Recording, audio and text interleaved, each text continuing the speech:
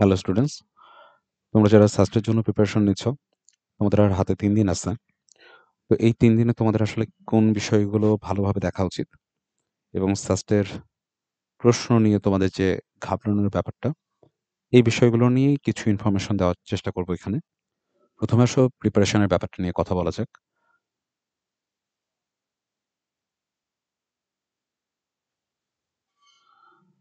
তোমাদেরকে বলা হয়েছিল কোশ্চেন ব্যাংকটাকে খুব ভালোভাবে কভার দেওয়ার জন্য।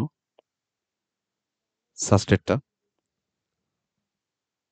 যাদের এখনো এটা হয়নি তারা এটাতেই ফোকাস করো। যে ৪ টা সাবজেক্ট তুমি দাগাবে সেই ৪ টা খুব ভালোভাবে তুমি শেষ করো আগে। সেগুলোকে রিভাইজ করো। দেন যাদের এই ফার্স্ট কোশ্চেন ব্যাংকের টপিকটা এটা ক্লোজ বা শেষ হয়ে গেছে, তাদের ক্ষেত্রে অধ্যায়ভিত্তিক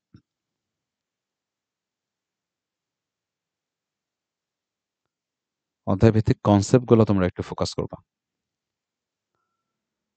এবং যে প্রশ্নগুলো সচরাচর বেশি আসে বা যেই আইডিয়াগুলো সচরাচর বেশি আসে, যেমন লিমিটের ক্ষেত্রে তোমার লা হপিটাল একটা আইডিয়া। ইন্টিগ্রেশনের ক্ষেত্রে দেখা যায় EX, F of x plus A prime x, এটা একটা আইডিয়া। এরকম টাইপের আইডিয়াগুলোতে বেশি ফোকাস করবা। কারণ তোমাদের যে প্রশ্ন সেটা ইউজুয়ালি কনসেপচুয়াল হবে। প্রশ্ন কঠিন হবে না। প্রশ্ন মূলত তোমাকে প্রশ্নটা দেখে, উত্তরটাকে দেখে তোমাকে কিছু জিনিস প্রেডিক্ট করতে হবে। আর এটা তুমি তখনই পারবা যখন তোমার ওই চ্যাপ্টার সম্পর্কে বা ওই টপিকটা সম্পর্কে কনসেপ্ট বা আইডিয়া খুব ক্লিয়ার থাকবে। তাহলে তুমি এটার জন্য যেটা করতে পারো সেটা হচ্ছে অধ্যায়ভিত্তিক তুমি যে অধ্যায়ে যাচ্ছ সেখানে কি আইডিয়া আছে, কি কনসেপ্ট আছে তুমি একবার খাতায় লিখে নিলা। লিখে নিয়ে চিন্তা করলা যে এর মধ্যে কিভাবে কোশ্চেন আসতে পারে বা তুমি যদি আসে কিরকম ভাবে তুমি চিন্তা করবা। এই বিষয়গুলো বা তুমি কোনো কিছু ভুলে গেছো কিনা, যেটা ভুলে গেছো সেটা তুমি আরেকবার রিচেক করলা। তো এই বিষয়টা তোমাকে একটু খেয়াল রাখতে হবে।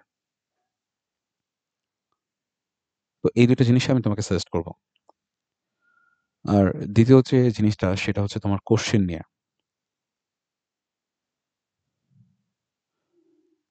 কোশ্চেনের ক্ষেত্রে কোশ্চেন কিন্তু কনসেপচুয়াল হবে। তোমাকে এটা নিয়ে আইডিয়া দেওয়া হয়েছে এর আগেও।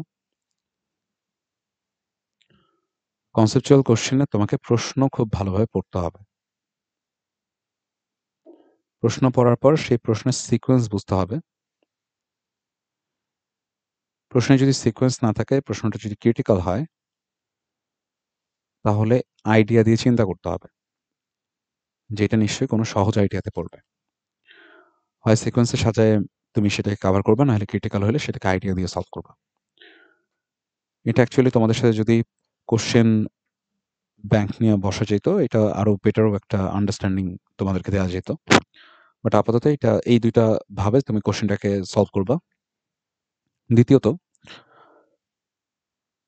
যাদের কথা হচ্ছে কতগুলা দাগাবা।